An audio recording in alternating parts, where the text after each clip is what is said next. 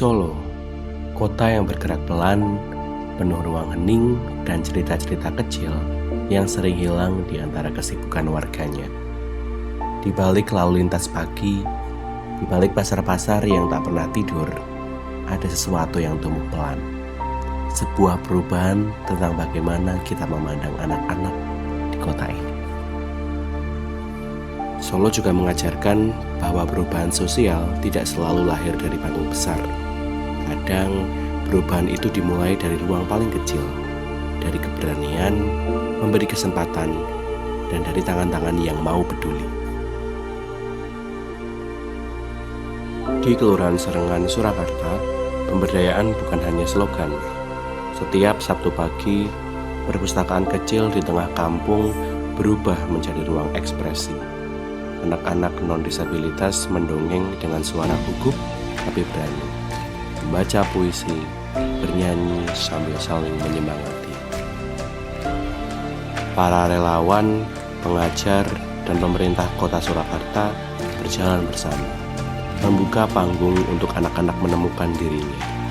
Tempat kecil tapi berarti, tempat untuk belajar percaya diri, belajar didengar, belajar dilihat, dan pastinya nyaman.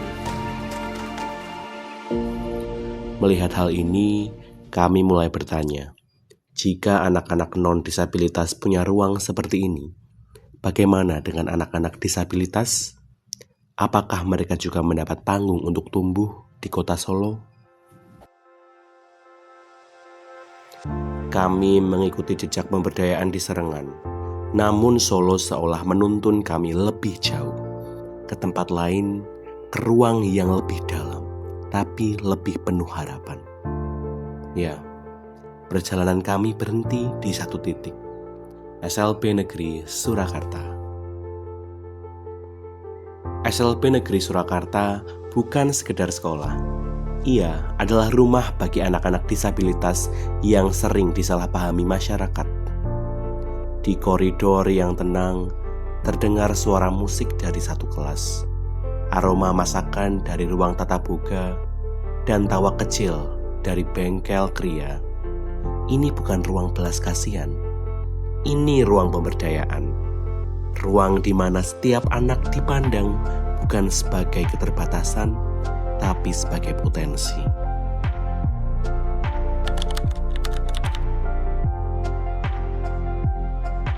Salah satu guru bernama Bu Asri bercerita kepada kami, ketika ia pertama kali diterima kuliah di pendidikan luar biasa, ia dicap sebagai pengajar orang idiot. Padahal ia bahkan belum mengenal dunia ABK saat itu. Ia mengaku kata-kata itu sangat menyakitkan. Kenapa ABK dianggap buruk? Kenapa mereka diremehkan bahkan sebelum dilihat? Tetapi justru dari ruang inilah ia belajar bahwa setiap anak, apapun kondisinya, punya cara sendiri untuk tumbuh. Dan stigma itu hingga hari ini masih ia temui.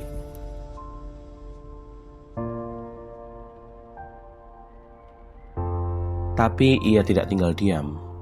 Lewat media sosial, ia menunjukkan hal-hal positif dari anak-anak ABK di SLBN Negeri Solo. Prestasi anak-anak hingga tingkat internasional, keberanian mereka tampil, kemandirian yang perlahan tumbuh, dan buktinya mulai terlihat. Masyarakat semakin tertarik, stigma tidak bisa apa-apa mulai memudar. Saya Erna Muslihatun Fatmawati, Kepala SLB Negeri Surakarta. Pesan kepada masyarakat bahwa pendidikan ini kan untuk semua. Jadi tidak hanya untuk anak-anak yang normal, tetapi anak-anak berkebutuhan khusus ini juga perlu mendapatkan perhatian, perlu mendapatkan pendidikan formal yang layak, yang nantinya semua warga masyarakat itu yang mempunyai anak berkebutuhan khusus harus menyadari bahwa anak-anak itu perlu dimasukkan ke sekolah formal. Jadi walaupun anak itu mempunyai hambatan, mempunyai kekurangan, tetapi anak-anak yang difabel atau berkebutuhan khusus itu masih punya kelebihan. Kelebihan itu yang kita kembangkan sehingga anak-anak itu punya prestasi.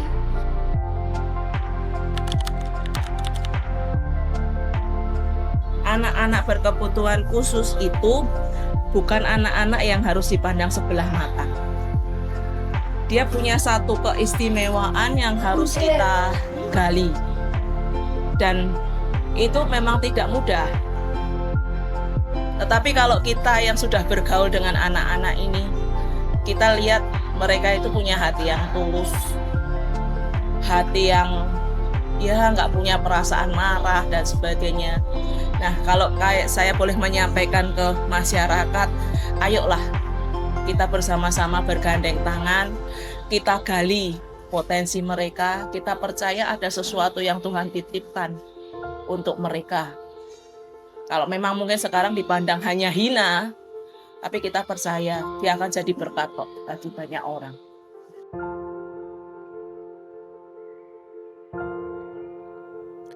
Dalam sosiologi, menurut pandangan Giddens, kita belajar bahwa seseorang tumbuh bukan hanya dari dirinya sendiri, tapi dari lingkungan yang mendukungnya. Dan Solo sedang membuktikan hal itu. Ketika kota memberi ruang, warganya pun tumbuh. Setiap anak disabilitas maupun non-disabilitas berhak untuk belajar, tampil, dan dihargai. Pemberdayaan bukan tentang siapa yang paling mampu, tapi siapa yang diberi peluang. Dari perpustakaan kecil di Serengan hingga ruang-ruang hangat di SLBN Surakarta, kami melihat satu hal yang sama. Ketika masyarakat membuka mata, anak-anak menemukan masa depannya. Dan yang paling penting, anak-anak disabilitas mempunyai ruang untuk tumbuh dan menyuarakan suara mereka. Kita hanya perlu mulai dari hal kecil, mendengarkan, memahami, dan membukakan pintu. Karena masa depan yang inklusif tidak lahir dari teori, ia lahir dari kepedulian, dan kepedulian dimulai dari kita.